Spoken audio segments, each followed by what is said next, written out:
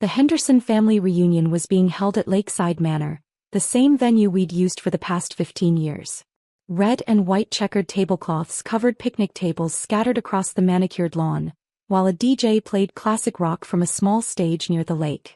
Children ran between the tables with balloons, and the smell of barbecue drifted from the catering station. I stood near the drink table, smoothing down my simple sundress and watching my relatives reconnect after another year apart.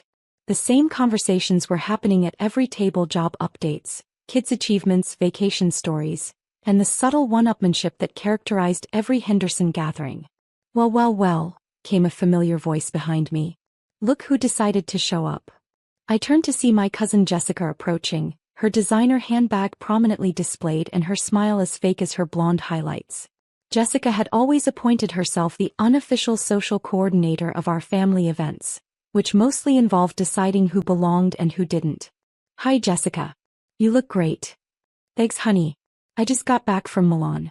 Marco and I had the most amazing time. She paused, looking me up and down with barely concealed disdain. That's a cute dress. Target. Actually yes. Good eye. Jessica's laugh was sharp. Oh Emma. Always so practical. She gestured toward the main group of family members who were gathered around the largest table, where my Aunt Patricia was showing photos of her latest cruise. I was just talking to everyone about who was coming this year. Your name came up. Did it? And honestly, several people wondered why you still bother attending these things. I took a sip of my lemonade. Why would they wonder that? Well, Jessica said, lowering her voice in a way that suggested she was about to share something confidential. It's just that you never really fit in with the family dynamic, do you? What do you mean? I mean, look around, Emma. Everyone here has built something with their lives. Successful careers, beautiful families, accomplishments to be proud of. She gestured toward our relatives with theatrical flair. There's my brother Todd, just made partner at his accounting firm. My cousin Angela just bought her third rental property. Uncle Jim's restaurant chain is expanding to 5 locations. I nodded politely as she continued her tour of family achievements. And then there's you. 33 years old, no husband, no children, working some little job that none of us really understand. Living in that tiny apartment, driving that old Honda. The Honda runs great actually. Emma, that's not the point. The point is that these reunions are about celebrating family success. About showing off what we've accomplished. And honestly, she paused for dramatic effect. What exactly have you accomplished? The question hung in the air between us. I mean, what do you even do for work? Something with computers, right? Some kind of technical support thing. Something like that. See, that's what I mean. You can't even explain your job in a way that makes sense to normal people. Jessica's voice was getting louder now, drawing attention from nearby family members. And don't get me started on your social life. Every year you show up alone. No boyfriend, no fiancé, no husband. At your age, Emma, that's just sad. I noticed that my Uncle Robert and Aunt Linda had turned their chairs to listen, along with several cousins I hadn't spoken to yet. Jessica, I said quietly, maybe we should. No, Emma. I think this needs to be said. You always sit by yourself at these things looking uncomfortable and out of place. And honestly, it makes everyone else uncomfortable too. More family members were gathering now, drawn by Jessica's rising voice and dramatic gestures. I mean, why do you even come? Nobody really talks to you. You don't participate in the conversations about careers or families or achievements. You just sit there with that polite smile like you're waiting for someone to include you.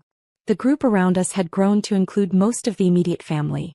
I could see my parents looking mortified, my younger brother Daniel shifting uncomfortably, and various aunts and uncles watching the spectacle with a mixture of fascination and secondhand embarrassment. But here's the thing, Emma, Jessica continued, now clearly playing to her audience. Nobody wants to include you. Because you don't belong in these conversations. You haven't earned your place at this table. The silence that followed was deafening. Jessica, my mother said sharply, that's enough. No, Aunt Margaret, it's not enough. Someone needs to tell Emma the truth. She's 33 years old and she's accomplished nothing. She has nothing to contribute to this family except awkwardness and pity. I felt my cheeks burn as every pair of eyes focused on me. So I'll ask again, Jessica said, crossing her arms with satisfaction. Why did you even come? Nobody wants you here. I looked around at my family, people I'd grown up with, people who'd known me my entire life, people who were now watching Jessica humiliate me without saying a word in my defense. I smiled and said nothing. Emma. Jessica prompted. Don't you have anything to say for yourself? Before I could respond, I heard a familiar voice behind me. Sorry I'm late, sweetheart. The helicopter had to wait for clearance. I turned to see my husband David walking toward me, looking effortlessly elegant in his casual khakis and white button-down shirt. Even dressed down for a family picnic, he carried himself with the quiet confidence that had made him one of the most recognizable business leaders in the world. It's okay, I said, accepting his kiss on the cheek. I was just catching up with Jessica. David turned to Jessica with the polite smile he used for introductory business meetings. You must be Emma's cousin. I'm David. Jessica stared at him for a moment, her mouth slightly open. Yes. I'm Jessica. Nice to meet you, Jessica. Emma's told me so much about her family. The group that had gathered to watch my humiliation was now staring at David with varying degrees of confusion and recognition. My cousin Todd was the first to speak, his voice uncertain. Excuse me, but, are you David Sterling? David's smile remained polite but warm. I am. The David Sterling? From Sterling Industries. That's right. The silence that followed was different from the earlier silence. This one was charged with shock and disbelief. My Uncle Robert stepped forward, clearly struggling to process what he was seeing. David Sterling. The billionaire David Sterling. Well, I don't usually introduce myself that way, but yes. Jessica's face had gone completely pale. You're married to Emma? 3 years next month, David confirmed, slipping his arm around my waist. The family gathering had completely stopped now. Conversations had died mid-sentence as everyone turned to stare at us. My Aunt Patricia found her voice first. Emma, you're married to David Sterling? Yes, Aunt Patricia. The David Sterling who owns Sterling Industries, Sterling Media, and Sterling Technologies? Among other companies, yes. My cousin Angela was frantically typing on her phone. Oh my God. David Sterling is worth like $12 billion. 14 actually, David said with a modest smile. Though net worth calculations can be unreliable. Jessica looked like she might faint. 14 billion? It fluctuates with market conditions, I said casually. My brother Daniel stepped forward, clearly as shocked as everyone else. Emma, how did you never mention that you were married to one of the richest men in America? You never asked about my personal life, Daniel. And when I did try to bring up David, Jessica usually changed the subject to talk about her own boyfriend or husband. All eyes turned to Jessica, who was standing frozen with her mouth still hanging open. Jessica, David said pleasantly, Emma mentioned you were just asking why she comes to these family gatherings? Jessica nodded mutely. Well, I can answer that. She comes because she loves her family, despite the fact that they consistently undervalue and dismiss her. Mr. Sterling, my Uncle Robert said hesitantly, I don't think we realized. Please call me David. And what didn't you realize, Robert? That that she was successful, accomplished, worthy of respect. The words landed like physical blows around the circle. My cousin Todd cleared his throat nervously. David, what exactly does Emma do?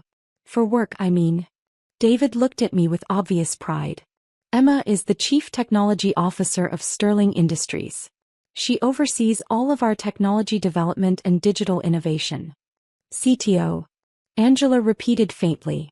She revolutionized our entire data management system and developed the AI algorithms that increased our efficiency by 40% last year alone. Jessica's voice was barely a whisper. Emma works for you? No, David corrected. Emma works with me. She's not my employee, she's my partner. In business and in life. My father stepped forward, looking stunned. Emma, you're the CTO of Sterling Industries? Yes, Dad. But you said you worked with computers. You made it sound like technical support or something. I do work with computers. Very advanced ones. David chuckled. Emma has a PhD in computer science from MIT and 2 patents for artificial intelligence applications.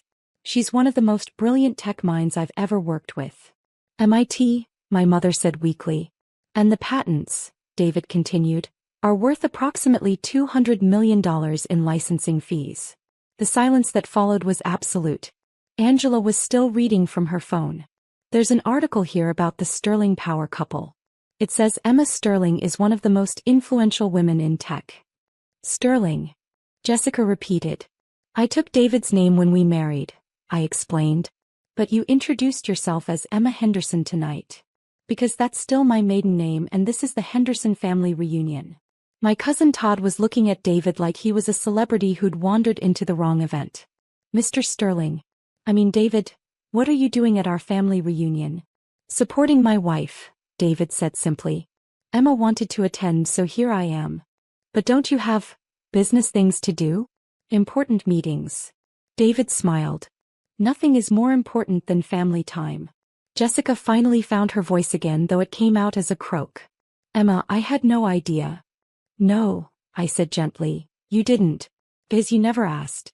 You never wanted to know about my life, my work, or my accomplishments. You only wanted to tear them down. But if I had known. If you had known I was married to a billionaire, you would have treated me differently? Jessica's silence was answer enough. David addressed the group. Can I share something with all of you? Everyone nodded eagerly. Emma talks about her family constantly. She loves you all deeply, despite the fact that you've spent years making her feel unwelcome at gatherings like this. The accusation hung in the air.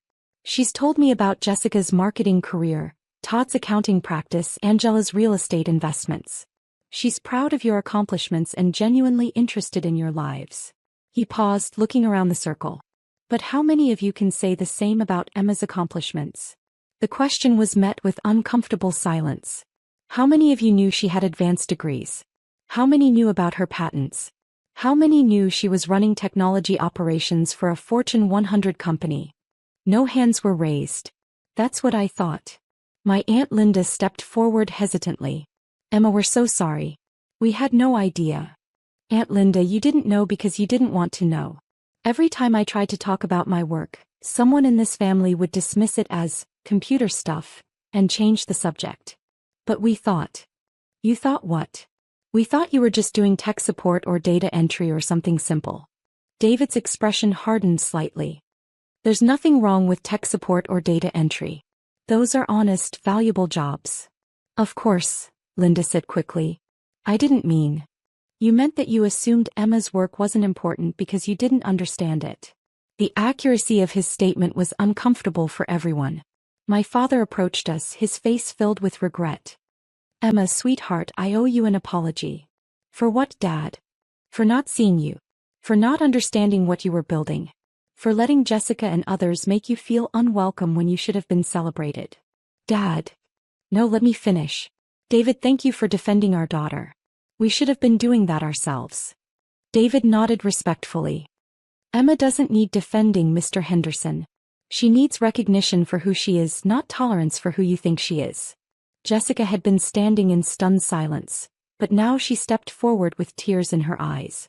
Emma, I'm so sorry.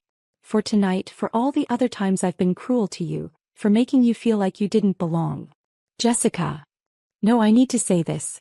I've been horrible to you because I was jealous. Jealous. You always seemed so calm, so confident, so unbothered by the family drama.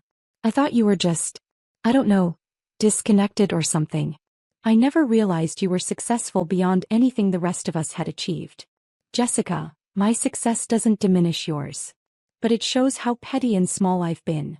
David squeezed my hand. Emma, should we tell them about the foundation? What foundation? My mother asked. The Henderson Foundation, I said. David and I started it last year to provide scholarships for first-generation college students. The Henderson Foundation? Todd repeated. Named after my family. We've provided full scholarships for 12 students so far, with plans to expand next year. Angela was back on her phone. There's an article here about a $10 million donation to education initiatives by the Henderson Foundation. $10 million, my Uncle Robert said faintly. It was a good year, David said with a smile. Emma, my mother said, you donated $10 million to education and named the foundation after our family? I'm proud to be a Henderson mom, even when the Hendersons aren't proud of me. The weight of her words settled over the group. We are proud of you, my father said firmly. We've just been too stupid to show it properly. And too stubborn to listen when you tried to share your accomplishments with us, my brother Daniel added. David looked around the group. Emma wanted to keep our marriage and her role at Sterling quiet because she preferred to be known as Emma Henderson at family events. She wanted to be loved for who she is, not what she's married to. But we didn't even love her for who she is, Jessica said miserably. We treated her like an outsider. Yes, David said simply. You did. The honesty of his statement was brutal but necessary. So what happens now? My cousin Angela asked. Now, I said, we decide whether this family wants to build relationships based on truth and respect, or continue with the assumptions and dismissals that have defined our interactions for years. We want to build something better, my father said immediately. Do we? I asked. Because an hour ago Jessica was telling me I don't belong here. Are you only changing your mind because you found out I'm successful? The question forced an uncomfortable moment of self-reflection around the circle. Emma, Jessica said finally, you're right. I'm apologizing because I found out you're important, not because I realized I was wrong to treat you badly. The honesty was startling. But maybe, she continued, realizing that can be the beginning of learning to be a better person. And a better family member, Todd added. Emma, my mother said, would you be willing to give us another chance? To let us learn who you really are. I looked around at my family, people who had made me feel small and unwelcome for years, but who seemed genuinely committed to doing better. I'd like that, I said finally. Good, David said. Because Emma's been looking forward to this reunion for months. Even after everything? Jessica asked. Especially after everything. Because family is about more than shared success or social status. It's about showing up for each other even when it's difficult. As the afternoon continued, the conversation shifted to genuine questions about my work, my marriage, and my experiences. For the first time in years, I felt like a full member of the Henderson family rather than an uncomfortable outsider. Jessica's cruel question, "Why did you even come?" had been answered definitively. I came because I loved my family enough to keep trying, even when they made it clear I wasn't welcome.